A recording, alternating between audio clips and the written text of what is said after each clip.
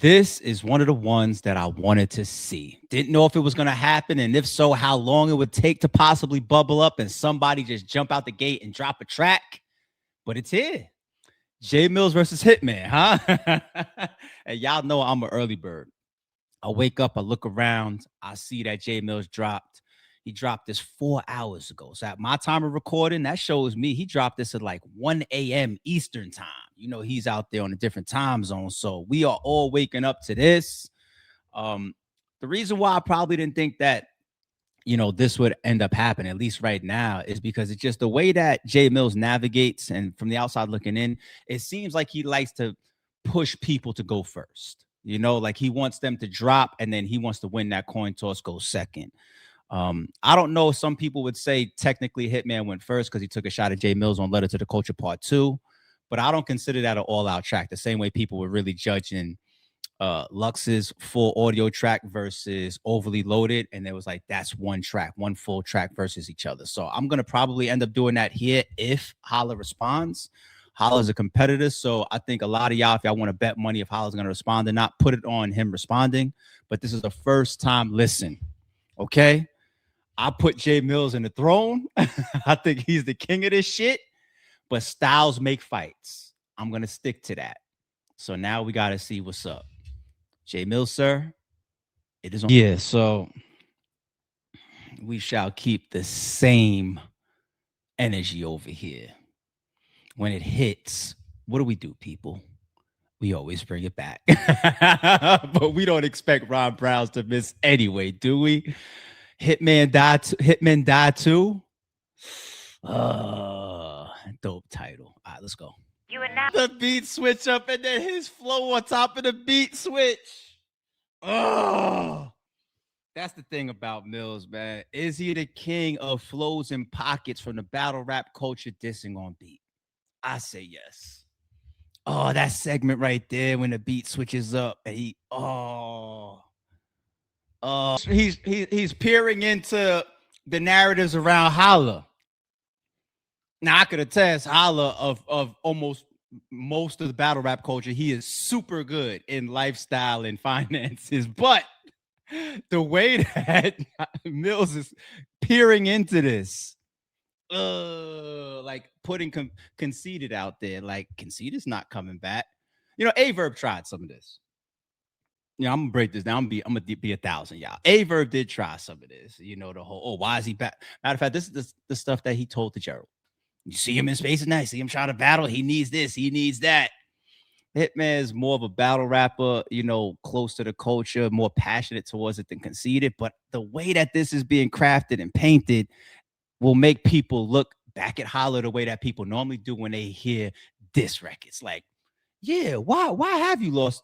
Or have you lost a couple of your last matchups? Or wait a minute, why are you battling more than your peer like Conceited and he's on Wildin' Out too? Or it's a cool angle. I like that angle. I do. We can see it. You need to update your resume. Your shit looking a Greek clown. Here we go back to the update your resume. That motherfucker using it on everybody ever since it came to him, huh? Just put her name out there, sir. I never knew her name, heard her name before. You just put her name out there. I don't know if the battle rap code. I just want to put that responsibility on you, sir. I don't think the battle rap coach has ever heard your lady's name before. I think it is dope to leave the women and the kids out of it. People do sin balls all the time versus Holla, right? On stage, everything is a go. You know how that shit is. On beat, everything damn near supposed to be a go as well, right? Yeah, I mean, a battle's a battle, okay? We know how we give it up in this culture. And I still think there's a lot of things that could be fair game and isn't really like, damn, you did something that's a little breaking of morals or a certain type of codes and principle. So if the nigga says some shit like, yeah, word on the street is like Holla. If he says some shit like word on the street is your lady pay all the bills. I'm just making some shit up, right? Matter of fact, that might have been said about Goods. And then you turn around, you say, for example, why your girl always crying on the podcast? Like, this is public shit that Sin and Holla put out there, So like none of that shit is like crossing the lines. You know what I'm saying? So let's not. And I'm saying this in fairness for battles, like I don't think like if Hollis says now Dana, since you put it out there in that type of way, he's crossing the line. And if you said sin in that type of way, Jae Millz, you're not crossing the line. You know, it's goofy shit, lame, corny shit when people out there did shit about like Shorty getting shot. That's like you guys, anybody that raps like that, you guys really shouldn't be in the same room. You know what I'm saying? Like shit like that is crossing lines and principles and nasty. Now you're involving the women and the children in a way that's, you know what I'm saying? So other than that, I think everybody knows how to keep it rap with certain angles. Everybody does. And Jae Millz deserves the same thing. But dude, you just put Shorty name out there. I'm gonna put a tag on you, Holla. Y'all know I'm one of the kings from this culture of standing on shit. I'm the one that got all types of problems and ops, and my some of my legacy is because you can't get this guy to conform to nobody. Nobody in this bitch. I'm me. But he say, I'm not like Eazy. You can't offer me money to do certain things or to be with certain people or to team up or to work with. I don't give a fuck if it's 50. I don't care if it's in Eazy's words, a 50 nifty. I don't give a fuck. None of that shit. It could be a mill. Not you niggas. But he's putting that on Holla. Now, I know for sure from interactions, Holla stands on way more principles than Eazy. And Jae Millz has put one of those Eazy type of principles on Holla right now. I said Jae Millz. I meant Holla. I meant Holla. I know for sure Holla stands on way more principles than Eazy. So he's opening up some angles here, man. He is. He's opening up some. This is a battle we got here, y'all. Look, man, I'll keep it so 1,000 million. You're getting a lot of props in this video so far. I love the track so far. I was not part of one of the reasons at Battle Rap Time. As it continued to and I'm not even gonna do the dot thing, man. I'm one of the spokespeople, so I gotta try to be responsible at times, even though I love being transparent with y'all. Even as it was on like a decline, he brought Bags and Bodies in a TV show, got a whole bunch of people, thousands and thousands of dollars. I think season 1, you got Cali Smooth, shout out to Cali Smooth, and J2. They split $50,000, not even. I think Cali took like 40 grand. J2 lost the battle, and I think Cali gave him like 10 of that. And season 2, Bad News walked away with 50 grand, $50,000. Bad News. And in between all the battles, the challenges random on the spot, $1,000, $2,000. Can you write around in 30 money? You know what I'm saying? And then you get Bags and Bodies, the actual league. You know, it was promo run of the year with Geechee Gotti. The Geechee main event was massive. The promo was massive. It held down the culture. The whole card did its thing. He did him versus Hustle, that card, that event. You know, so he's been part of huge additions during the decline. You know, but this is a diss track, so let's get it. It is what it is. It's 4 minutes and 50. It's a 5-minute show. Oh, we're only halfway in, just about a little bit more. Another almost like 2 minutes plus to go. Oh, put all these 1v1 leads together to use against you in the bar and keep up with the whole blueprint of what he's like. The blueprint is Nasir Core, y'all. I'm the only one that knows the double there. I know Hollywood because he's the basketball shit. But did y'all catch that one? Of this whole image that he's painting of him having the aggressive style and all that before Holla was on the scene, and then going into the 1v1 space, the ballless life and the blueprint, which is Nas's shit. Is he also saying that he's Nasir Core, the #1 person in the space? Oh, is it a triple, Jae Millz? I hope y'all are keeping up. Oh my goodness, I like that one. The fourth one being like you should have went back to playing ball, pretty much, right? Not just the origin of the style, the blueprint from Nasir Core's name of his league. Yet him saying he did it before Holla and saying he should went back to being a ball player, using the ball game stuff. It's like that's a dope piece. All right, hold up. So it's definitely not 450 of rapping. He stops rapping at about 410-ish. So it's going to be about what, 40 seconds of talk. Yes, we're going to play it. But I didn't think about that. I did not think about that. He cleared Magic. He beat shit down Averb's leg. Averb came back with a strip club anthem. Holla, you are the last competitor with Millz from St. Louis. If he clears Holla in a back and forth over beat, he will claim King of St. Louis. Oh shit. All right, let's listen to the shit talk now for 40 seconds.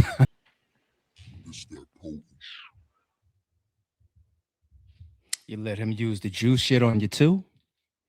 Huh? Bishop did die, Jae Millz. Careful. Partner. Bishop died.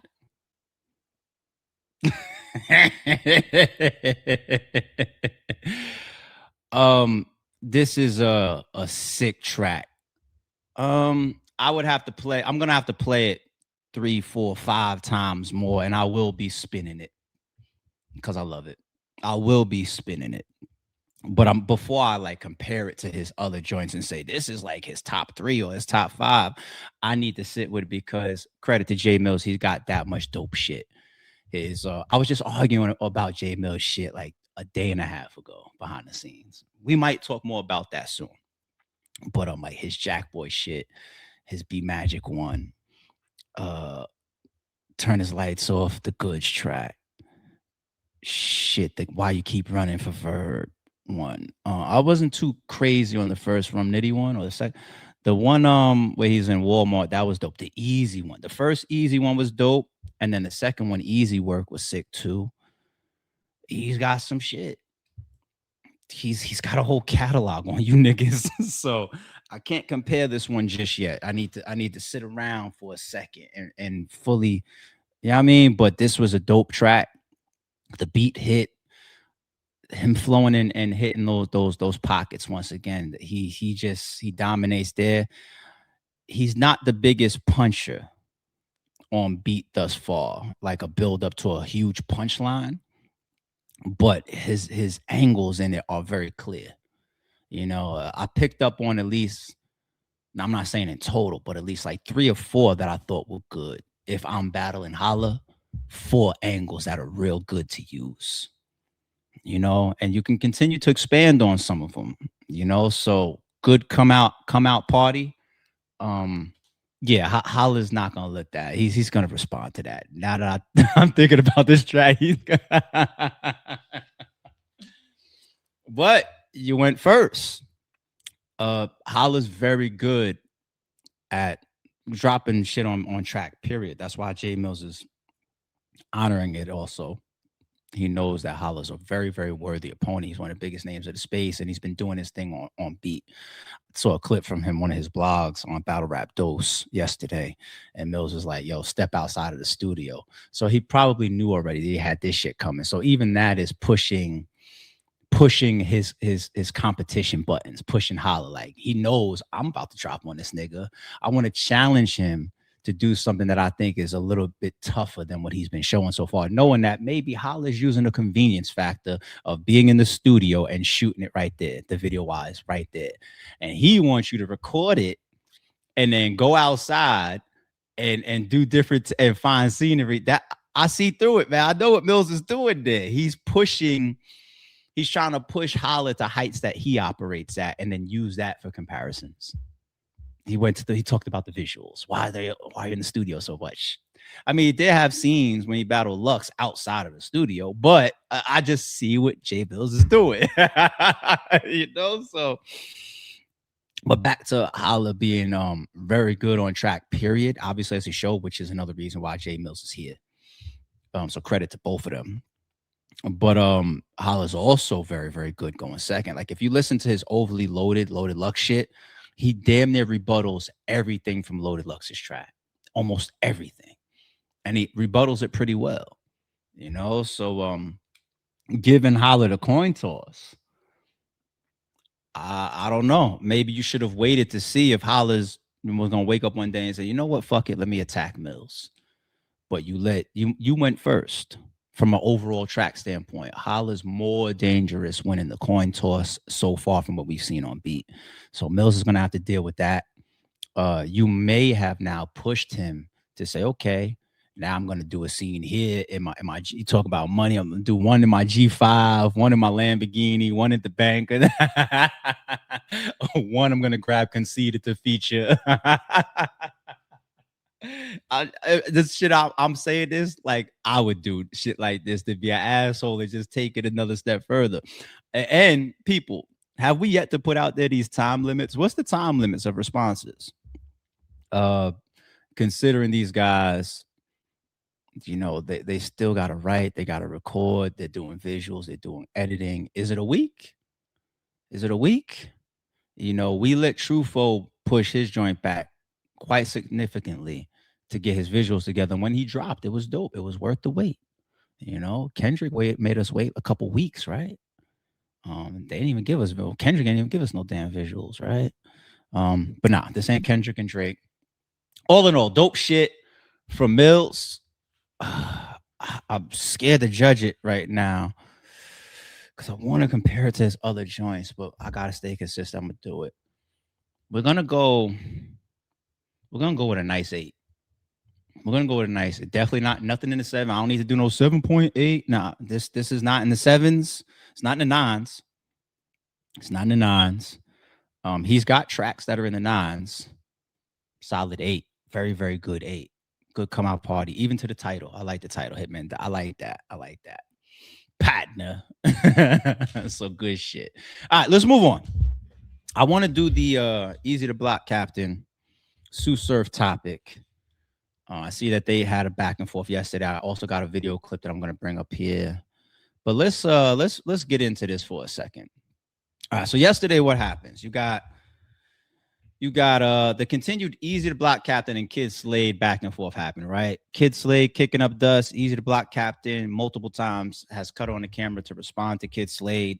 He's also trying to push back at the narrative of, is he ducking the battle? Should he battle Kid Slade? Should he make Kid Slade wait? Should Kid Slade earn his way up to him, get hot, win a couple battles? All that stuff that he's saying that people before him used to do, which is true, right? Even like a Tsu Surf, which is absolutely true, right? So you got the Kid Slade stuff. Tsu Surf puts out a tweet. It says something like, so a goofy could claim my brother Roc or my son Roc. I call him a son. But no, that New York shit is we would say son and it didn't mean that. Like, what's good, son? But that's old slang, especially Staten Island. So I don't think he was calling Roc his son, but with the narratives that people create against them, could have been a poor choice of words at that moment for Surf. But I don't take it like that. I know his son is a different type of slang too.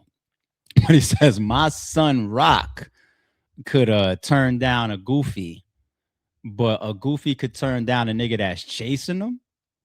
You know, and so even the word goofy gets picked up on a little bit. Here comes Eazy, tweets back and forth between him and Roc. It got to the point of them challenging each other of, please don't say things to me that you wouldn't say to my face, or, you know, and that type of little mediocre vibe, you know.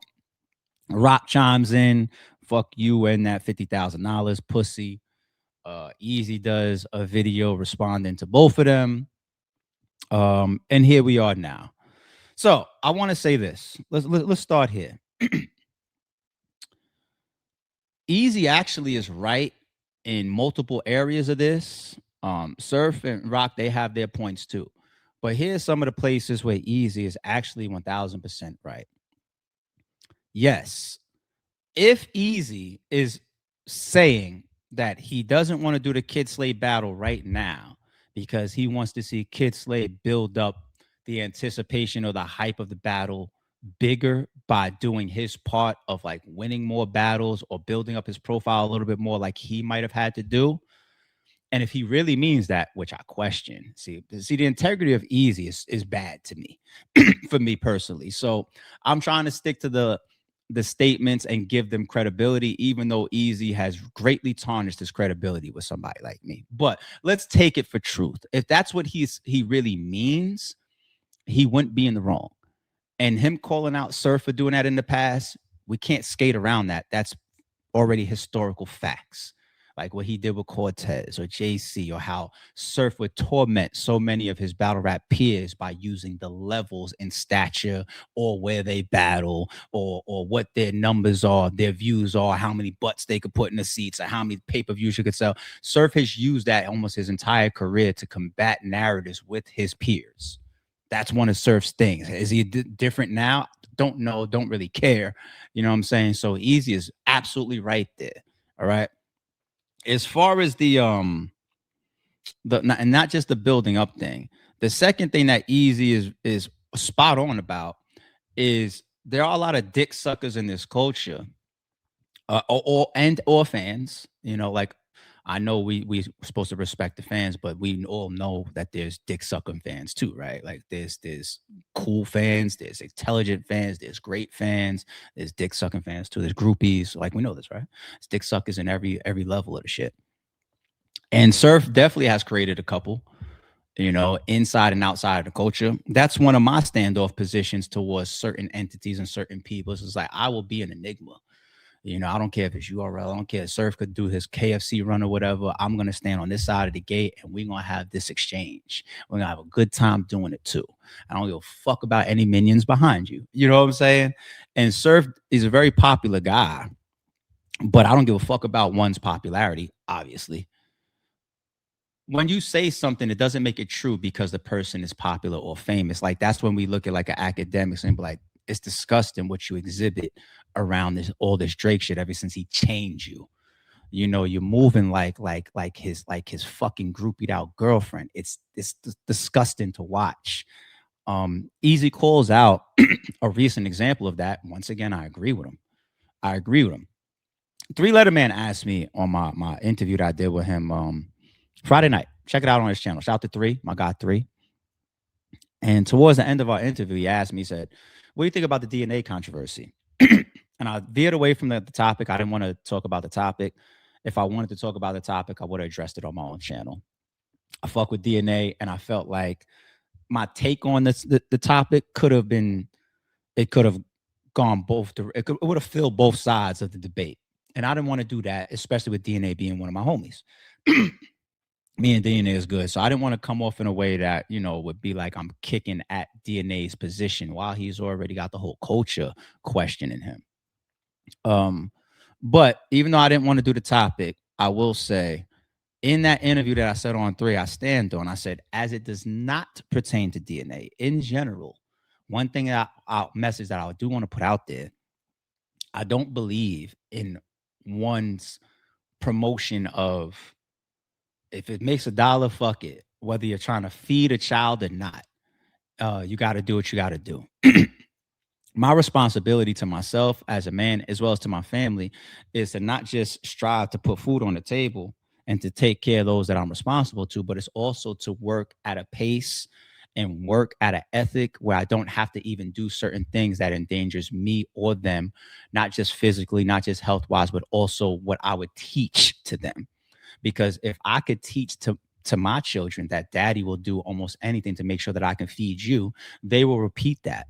And they will think they're in the right for being a stripper or a porn star or somebody that cleans up shit all day long, like literally like picks up shit off the ground for a living, because they say this is 1000% okay to fulfill for me and my work ethic and where I'm bringing myself to after all these years of putting in pain because I have a child to feed.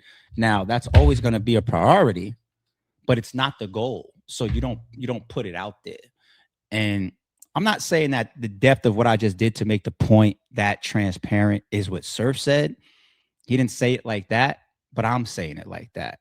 Okay. What Surf said when he jumps in that space with a DNA is pretty much like, it don't matter with DNA, whether y'all question it or not.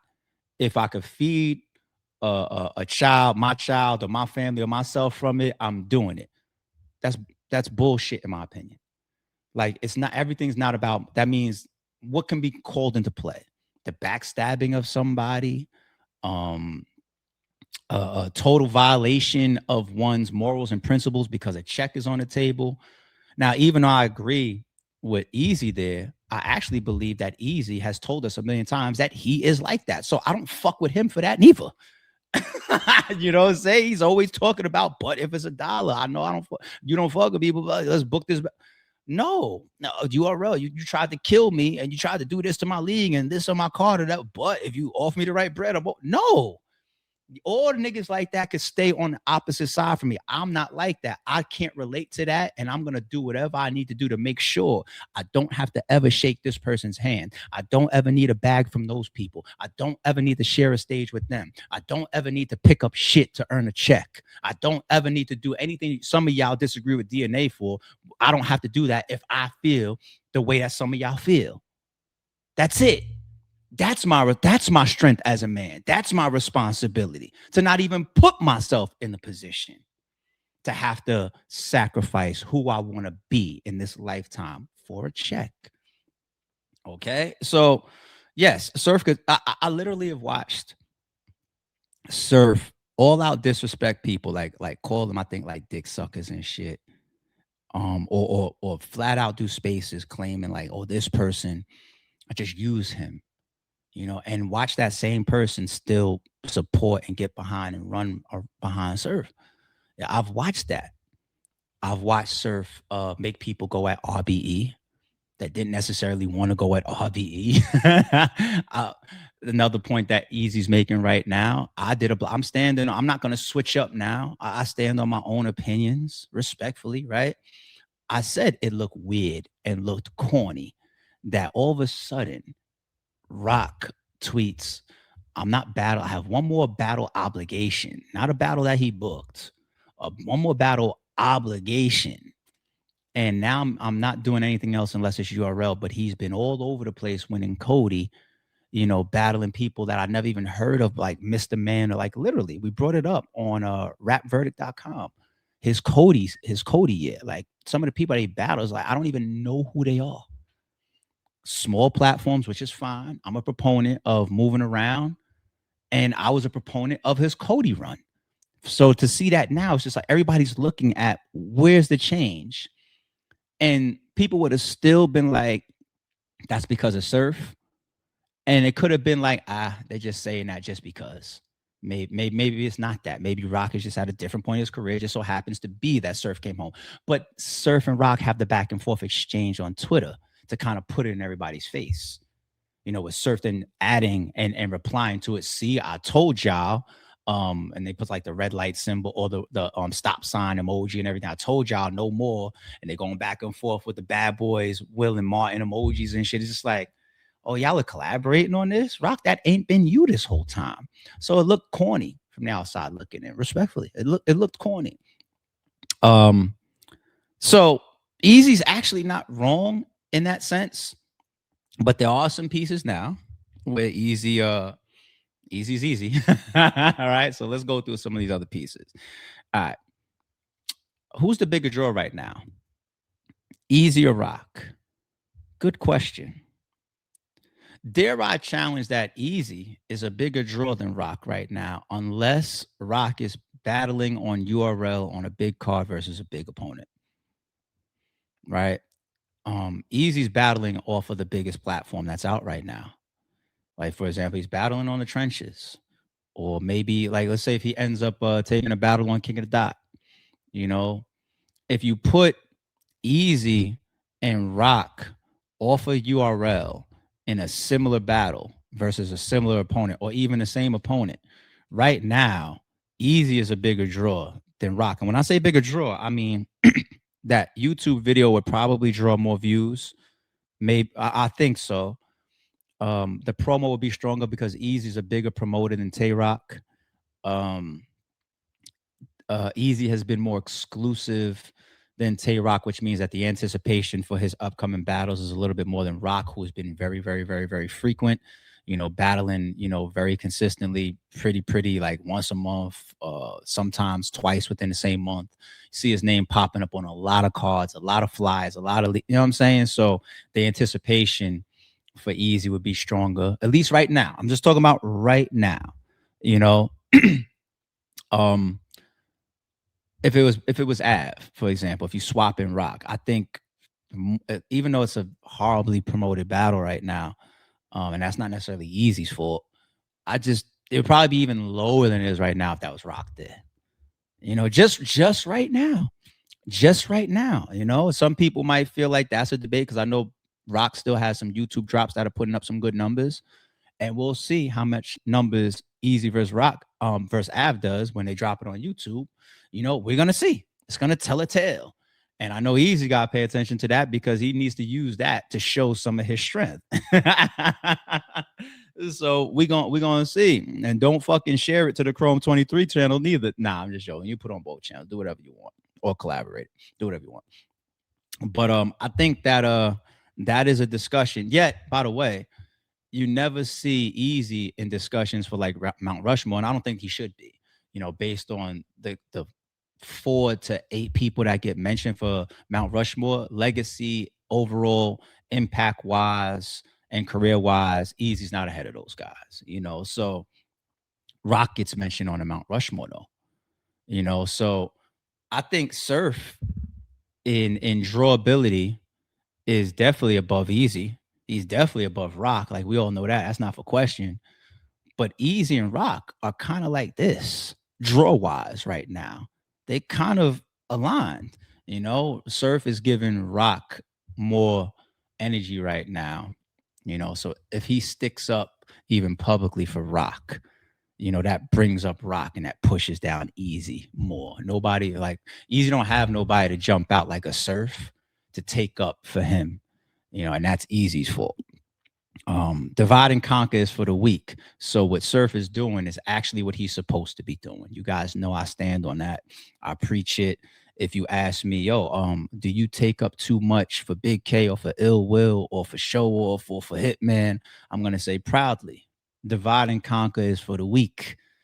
And the moment I feel like none of them niggas would do it for me, then I would stop doing it for them.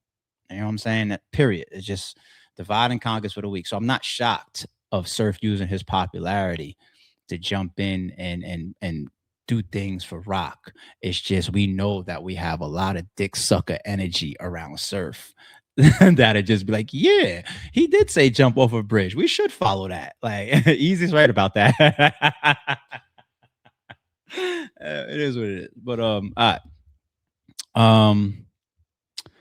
Last but not least, I would say the contradiction element of with Surf Battle Eazy. Well, is it a contradiction?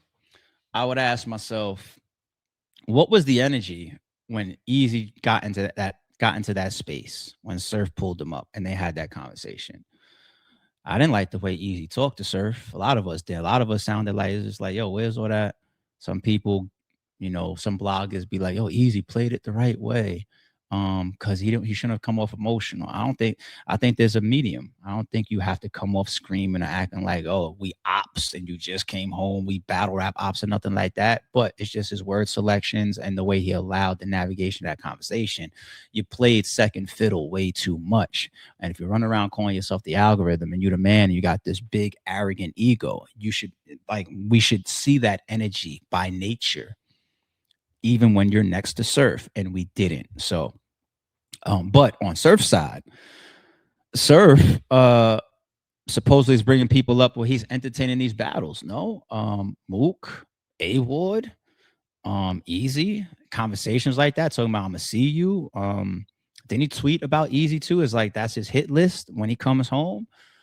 Did Surf change that, which he's allowed to do? Did he change that? Did he come home, catch up to speed, and see Eazy, I don't like the way you've been. I thought it was just some gun title shit, maybe, or you and Roc, maybe. But from a whole culture standpoint, I don't like the way you've been carrying yourself as a man. Did he catch up to speed? And now it's more so like this, like the type of shit that rubbed Eazy away, where he's just like, damn, like, is he getting closer and closer to being disrespectful towards me? Maybe. Because Roc sure has no problem being disrespectful towards Eazy. Call him a pussy, right there. I know it's social media. I know it's only Twitter. But Roc has that energy towards Eazy. Surf should have at least a fraction of the energy because that's your homie. My homie walks up to me right now and says, fuck that guy. even if I have no issue with him, I automatically inherit some of that energy because I'm with him, period. That's how that goes. So is Surf now looking at Eazy like, I won't do anything for you? Because it definitely looks crazy if Roc doesn't, who we see as second fiddle at times to Surf. And then Surf jumps out and then brings Eazy to URL for a bag and one of the biggest battles of Eazy's career after he's been in this type of spot as this anti-URL and defector or whatever. So to be continued. I want to see the contradictions continue. We want to see the storylines continue. Will it lead to battles sooner or later? Maybe, maybe not. In the meantime, Eazy still has to continue to deal with the energies that he's created.